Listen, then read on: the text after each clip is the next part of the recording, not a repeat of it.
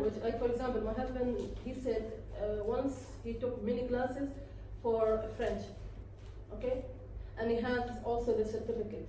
Okay. But after a while, because he didn't practice it properly, he started to forget, yeah?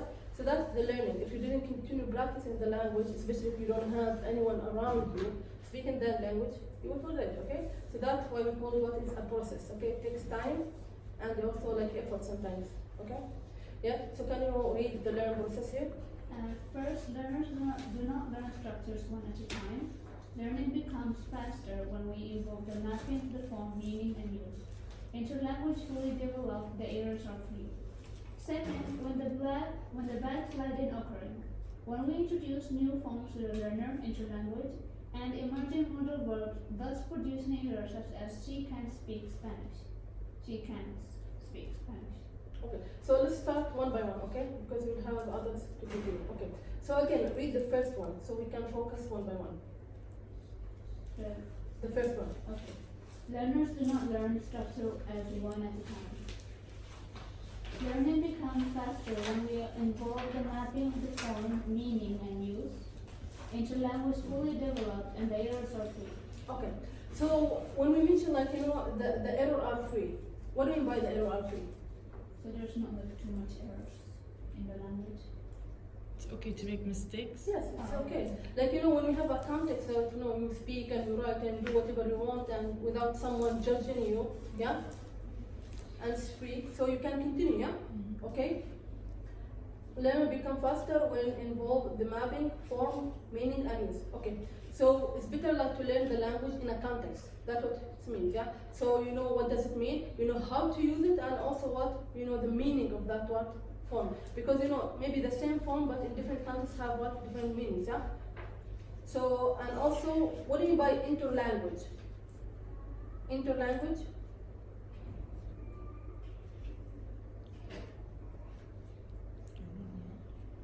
Inter means fully developed. So it is like, this criteria is more when, like for example, you are in a country or a context that, everybody is speaking the language. Like let's say you are in the US, yeah, and you are what learning the English language. Will be easier, yeah, rather than you are what in the UAE. Because you will speak, no one will come and judge you, yeah? Because you are speaking to communicate, yeah? And that you will learn, okay? Maybe in the same time you are going, let's say, to, like for example, our students sometimes they go to the training center or like, what do you call it? There's a company in the Davis, usually you go there, okay? It's like, before you enter the university, you have, like here we have the O group, but for them it's a different program, okay? The ESL program, okay, or EFL program. So you can in that classes, it's more officially, formally, so you can learn about the form, the meaning, and the use, yeah? When you go outside the classroom, everybody's speaking, so you can practice it, okay? So that's like interlanguage, you are entering that language, the context of that language, okay? So it will be easier to learn the language, okay? Second, yes, Latifa?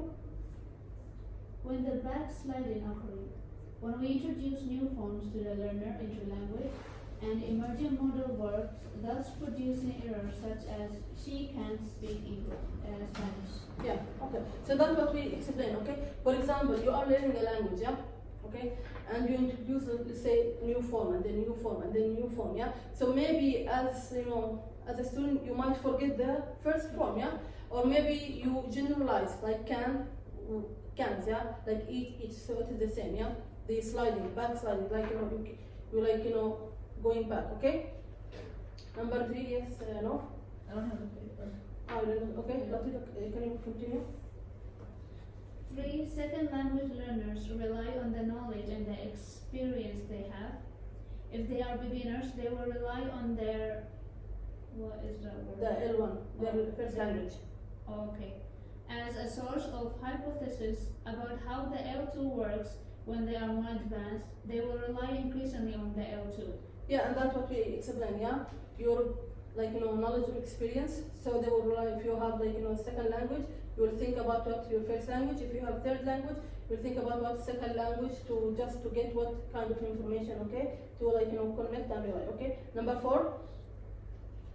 Different learning processes are responsible for different aspects of language.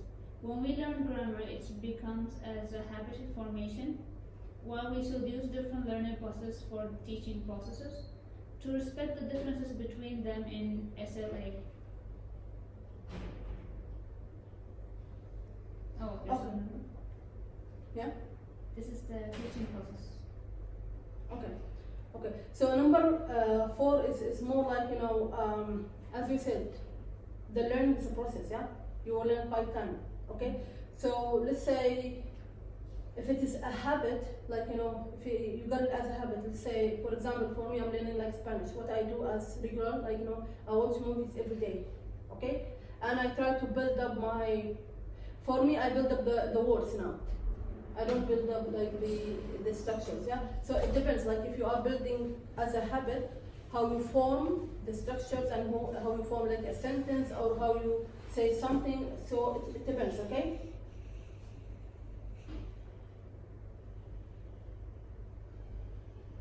Okay, and also like, you know, each language has different forms. You have to think about, you know, what are the differences, what are the similarities, so you can, you know, you build it right, yeah?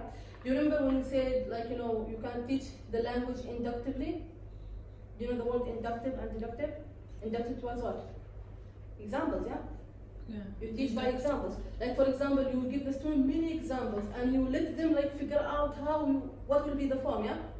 Maybe for some students, let's say for me, I don't have time to do this, okay? I want explicitly give me the form and what does it mean.